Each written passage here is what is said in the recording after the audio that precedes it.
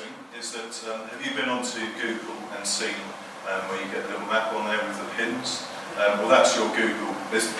Unfortunately, they've changed the name of it recently. It has been called Google Maps, it has been called Google Places. They've just changed the name of it to Google Plus Local. But fundamentally, it's going onto Google and getting a directory listing, which then gets you that pin in the map. So the next step would be to claim your search engine listings. Google are by far the biggest in the UK.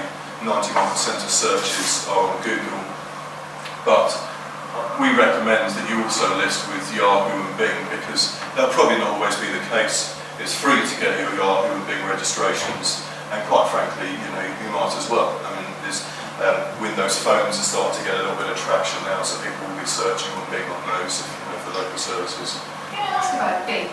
Is that from Google or something? Because when you use Google Chrome as your browser, it automatically puts Bing as your search. Because I'm surprised at that. Bing are owned by Microsoft. Oh.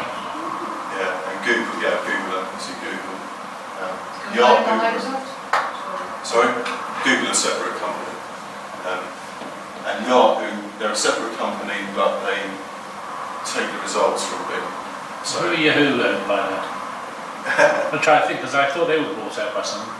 I believe they're still owned. I can't remember. Yeah, they're bought out by someone else, weren't they? The results come from Bing, but they're not owned by Microsoft.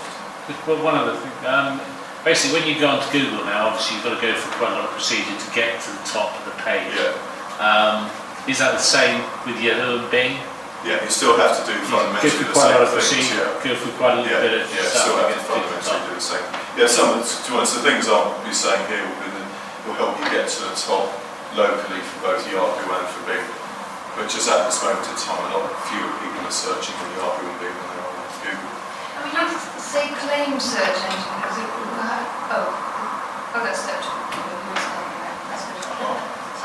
Brilliant. So what I'll do is I'll go through I won't say how to do this, because at the end I'm going to refer you to, if I said how to do this, we'll be spending the rest of the hour just telling you, you put your company name in here, we'll be going into detail. So there'll be a guide, I'll refer you to a guide at the end of how you physically do it. But here I'm going to stress some important points. So it's now called Google Plus Local. This is the main one to set up, and if you want to set up a Google Plus Local account, firstly you need to set up a Google account, then you need to set up a Google Plus profile, and then you need to set up your places listing. So those are kind of the three services which you have to set up. They're relatively self-explanatory, to be honest, as you're going through them. But those are the three things that you need to set up. And then when you're actually setting up your listing for Google Places, that is the kind of the top of the form to set out. And one of the key things to stress here is that it's really easy to set the listing up, but it's actually really, really easy to set it up incorrectly, so you never actually get listed. Google have a big long list of terms and conditions somewhere else that no one ever reads, and if you don't set that up properly, you'll break those terms and conditions and you just won't list, or you'll list really badly. So the fundamental, the guide I'll refer you to at the end, so when you're actually sitting there at your desk setting this up, that'll tell you how to do it literally step by step. But fundamentally, you need to fill out all the information they ask for. So, for example, they ask for opening hours, they ask for how do you take payment, and even if you work from home and you don't have official opening hours, they want to see opening hours. So put between 9 and 5, Monday to Friday. It's for example, up in where the company organisation is, lots of people will put.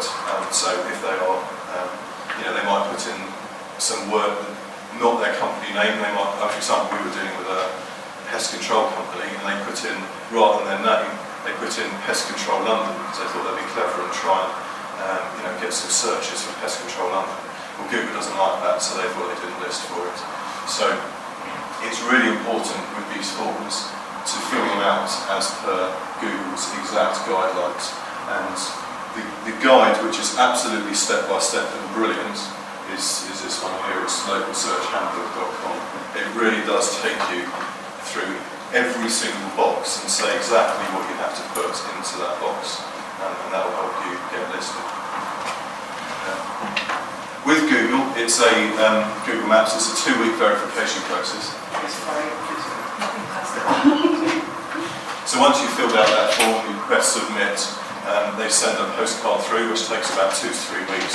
You then have to, and that gives you a PIN number. You then have to go back online, submit that PIN number, and then that makes your listing live about 24 hours later. They do that just to stop people who haven't got addresses setting up rogue accounts. So that's why they do it. It's a bit of a pain, and sometimes they don't send it, sometimes it gets lost and you have to ask for it again. But at the moment that's the system and we have to live with it, unfortunately. So just your name wouldn't automatically come up on any of the other search engines without you actually filling out the form first. Absolutely. Yeah. Absolutely. Yeah. It wouldn't just turn up on the other search engines. Actually, no, sorry, my answer was incorrect there. If you have your business name in a directory somewhere, if you have it in other places on the internet, Google Places has grabbed those details from time to time and put them into Google Places. That doesn't happen every time, but sometimes people go on and they go to enter their details for the first time and they find they're already on there and they think, well, I didn't put myself on there. But sometimes that has happened, and you can then modify them to how you want them.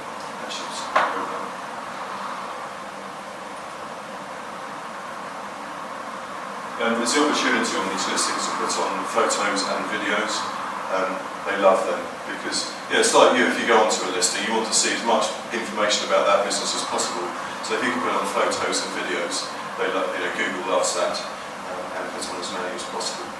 Video might even be just you've taken a video, just with the iPhone or something, just taking a little video of yourself talking about your business. I mean, it doesn't have to be a full production quality video. Just get something up there which gives a bit of personality to your listing. You can get to make life easy. Your local listings with Yahoo and Bing aren't actually through Yahoo and Bing. I thought that was really clever of them actually. That's just to make life really simple. So you'll get a copy of these slides, and these are where you go to get your listings with Yahoo and Bing.